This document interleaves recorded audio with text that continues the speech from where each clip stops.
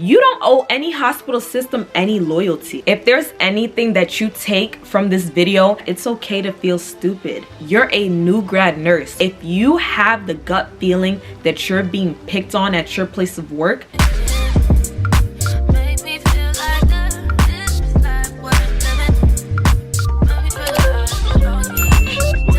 if you're new to my channel, welcome. My name is Ose, aka O Donuts, and my content ranges from nursing, beauty, and vlogs of my everyday crazy life. And for today's video, we have a sit-down video. I just wanted to drop some gems and a piece of advice that if I could go back in time and give my pre-nursing self, these are some tips and just a word of advice that I would give to new grad nurses, or say you're a senior year nursing student and you're getting prepared to sit for your NCLEX. Oh baby, do I got a word for y'all. So let's get into it. Don't settle. Literally do not settle when it comes to the pay that you want or the specialty. In my own case, I was able to get the pay that I wanted as a registered nurse. If you know deep down in your heart that your dream specialty is working in the emergency room, keep applying to jobs until you're able to obtain that emergency room position. There's this stigma in nursing basically where you have to start in med surg. You can't go to any specialty, start at med surg. No, you're not gonna get hired if you don't start at med surg. And I just want to say that's completely false, you guys. There are a number of hospitals and facilities that offer fellowship or residency programs. These programs facilitate a learning environment within that specialty. If there's anything that you take from this video, maybe you don't listen to the rest of the video, I want you to understand that you do not have to settle at med surg. Apply to a number of hospitals until you get your dream specialty. And if med surg is your dream specialty, then by all means, shoot your shot, apply to the job, practice interview questions, and if you get the opportunity, take the job. I also wanted to add, choose the job that you're passionate about. Otherwise, you're gonna feel stuck in a job that doesn't make you feel fulfilled. We deserve to live a purposeful life,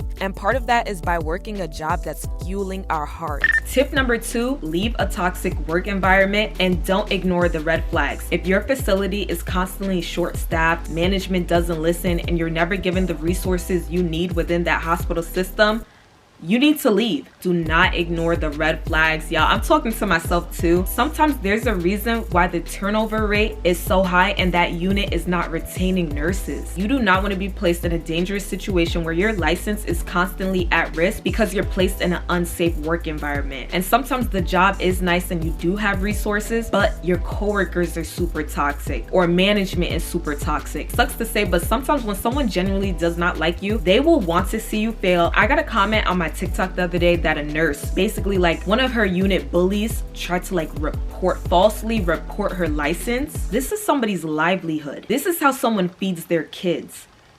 No, if it's giving high school, if it's giving caddy, if you have the gut feeling that you're being picked on at your place of work, you most likely are. Now, there's a difference from constructive criticism and they hate your guts and they're picking on you. Know the difference. My advice for any toxic work environment is to leave. Leave a toxic work environment. It's not gonna serve you. And you guys, don't feel like you have to complete 1 year before you apply to the next hospital. That's another myth, y'all. You don't owe any hospital system any loyalty.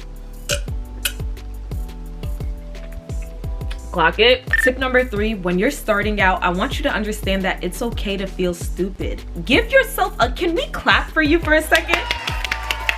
You're a new grad nurse, which means you just finished nursing school. But honestly, you guys, until you're 3 to 4 years within your profession, you are still fresh. Healthcare is constantly evolving. It's never stagnant. Everyone feels stupid at first. You're not stupid. Y'all, don't even use that word to describe. You just finished nursing school. You gotta have something up there, y'all. I want you guys to understand that critical thinking is an actual skill, and that comes over time while you're working within the hospital system. And please don't be the new grad that's afraid to ask questions. You guys, ask questions. Don't allow your pride and your ego to cost someone's livelihood. I'm asking questions. I'm asking 1,000,001 questions. You're learning, and everyone has been where you currently are. And let's say you do make a mistake while you're at the job. Just understand that mistakes are a part of the process, and that's how you grow. Did you kill someone? No. Okay then. We don't want to hurt nobody. Maybe you gave a Tylenol to patient Billy Bob and you meant to give him ibuprofen. That's okay. That's okay. Billy Bob ain't even allergic to Tylenol. he gonna live. You know what I'm saying? That's okay. Mistakes happen. Be a little bit more patient with yourself and understand that self-doubt is natural, but it's not your truth. For tip number 4, my advice to you guys is to stay organized. The job itself is overwhelming. Nursing can get very hectic, and there are going to be times where you feel as though you're drowning, but this is where time management skills come into play, and you need to learn how to prioritize your tasks. If patient Billy Bob needs a new IV, but patient Mickey Mouse is bleeding, who are you going to go to first? You're not going to, oh my God, who am I going to go? Nope. Let's woosah, in through your nose, out through your mouth. He just needs an IV. That patient is bleeding profusely. Prioritize your task. Remember, you guys, ABCs, they're a real thing. And if you do find yourself drowning, I want you guys to ask for help, and that help could be from a manager or clinical education. Healthcare is not one man does all. No, it's a team. Don't be afraid to ask for help when you need it. Next tip number 5, which ties into tip number 4, develop good documentation habits now. I can't stress this enough. If you need to, please stay late to document. I used to stay till, sometimes, y'all, I'll stay till 9 o'clock in the morning. Doing an overnight shift from 7 a.m. to 7 p.m. Say I gave report at 7:30. I would stay till 9 o'clock in the morning to make sure that I finished my documentation. You know why? If you didn't doc it, guess what? You didn't do it. How can you prove that you didn't document it? You killed somebody. No, I'm joking. Was that a little drama? Make sure to establish good documentation habits and chart regularly between your shifts. If you got a new admission at 12 o'clock in the afternoon and you took their vital signs and you checked their skin, take the extra 2 seconds. It's 12 o'clock. Do you have a med pass right now? No, probably not. Take the extra 2 seconds to sit down and chart those vital signs or whatever findings you found to their skin. Documenting throughout your shift will prevent you from feeling overwhelmed, and it reduces the risk of you forgetting to document any important details. Reduce the risk of any liability and document extra. Stay late to document. I don't know if you gotta stay 35 minutes to an hour, but if you got to, you got to. So, okay, tip number 6, your NAs are your besties. First of all, build good rapport with your coworkers and everybody that you're encountering on the unit. But your nursing assistants, those NAs, y'all need to be like this. You don't gotta be like this. Well, those are my whole skill of biscuits. You don't gotta be like this, but you know, have a good relationship with them because your NAs are your eyes and your ears. I know there are some nurses who they think that they don't have to like wash their patient or take their patient to the bathroom. I don't know nothing about that lifestyle, y'all. Where I used to work, this is a team, y'all. We used to have all hands on deck. Everybody got rum. No, I'm joking. Oh my God. Don't mind me, y'all. But what I'm saying is, I know some hospitals, there are a lot of nurses who they feel as though they don't have to provide patient care, right? So sometimes your NAs get to see things that you might have missed. Say you're super short staffed one day and you're running around like a chicken with no head. And your NA is like, hey, patient Billy Bob doesn't look too good. Don't ignore it like, oh, you're not a nurse, you don't know what you're talking about. No. Patient Billy Bob might be having a change in his mental status, but you wouldn't know that because you took it with a grain of salt. You're not listening. So tip number 6 is have respect and listen to your NAs. But of course, respect is a two-way street, y'all. I'm not saying like kiss. We don't kiss ass to nobody. Like, you nice to me, I'm nice to you. You nice to me, I'm nice to you. I know you're supposed to kill people with kindness, y'all.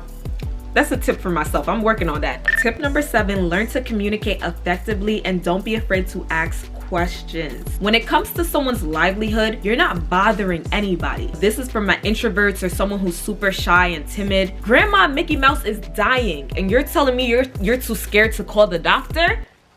Ooh! Don't let me yell at y'all. Someone's livelihood is in your hands. Don't be afraid to ask questions or provide updates to a doctor. But when you're giving those updates, I want you to provide effective communication. S-bar, you guys. Situation, background, assessment, recommendations. I got that right, y'all?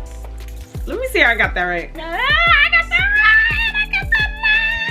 What I was saying for tip number 7 is learn to give effective communication. For example, if you're calling the doctor because patient Minnie Mouse has a fever of 102 degrees Fahrenheit, right? In the report, you don't have to tell the doctor that Minnie Mouse had a successful fibroidectomy 10 years ago. Try sticking to the script, you guys. Maybe they came for a wound, the wound got infected, now they're noted with elevated WBCs and a temperature of 102. Like, let's stick to the script. If you need to, practice on your own and learn to give concise report, whether that's to a doctor or a fellow nurse that's coming on shift. Tip number 8, I want you guys to learn how to operate in stressful environments and remain professional. If your facial expressions or just the way you're interacting with your patient is showing something's wrong, you do not need to relay that stress to your patient. Or maybe if you feel like you don't know what you're doing, you don't need to show that. Y'all, step outside the room and Google what you gotta Google. No, not Google. Go ask management for some help, y'all. I just want you guys to adapt and learn how to maintain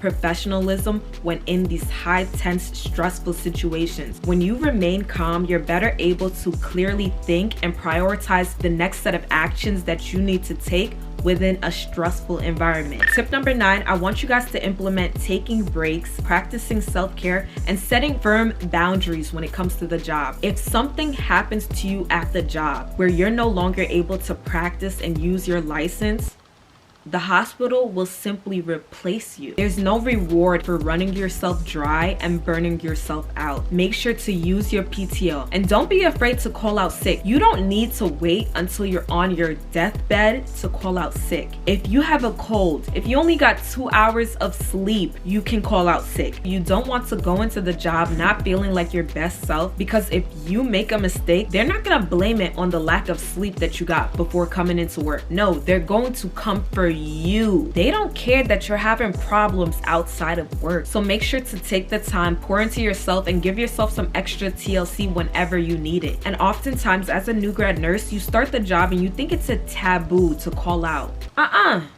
Y'all, what are we, Gen Z? Yeah, no. If you're sick, you're sick. A mental health day, you're sick. I only got 2 hours of sleep because I went to the club. You're sick. It's none of their business why you're sick. You're sick. My plant, oh, where's my plants?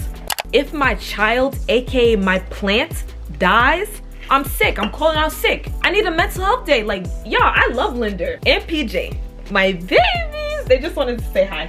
Back on topic. For tip number 9, I want you guys to remember to never lose yourself to the job. You are not a company's mascot. They will replace you. Prioritize yourself. And my last piece of advice that I want to leave you guys is remember your why. Some people just want money, some people are true empaths, and some people want to create a change within the healthcare system. Whenever you're doubting yourself and beating yourself up, lean back on your why. Allow that reason why to be your motivation and your backbone as to why you're not gonna quit when times get tough. Okay, you guys, that's all the tips and pieces of advice that I have for y'all. If you're a new grad nurse, if nobody told you, I just want you to know I am so proud of you. Take a vacation, take a spa day, take a self-care day. Like, you finished nursing school. You are a goat. You're so goated. Even if you finished nursing school like a year ago, you're still fresh, you're still new, and I'm still proud of you. Literally, I'm proud of myself too.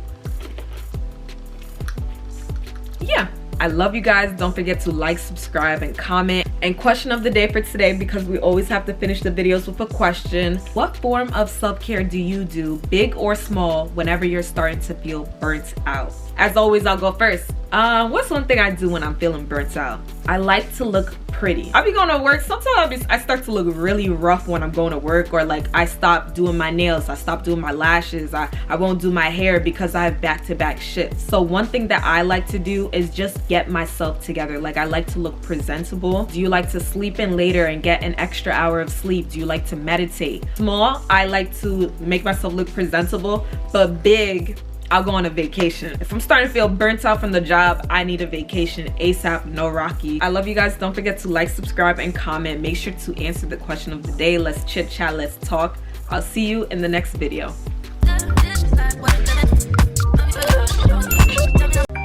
Ooh, who's calling me? I'm filming. I'll talk to you later, honey bunches of oats. Mwah. Mwah. She's so funny.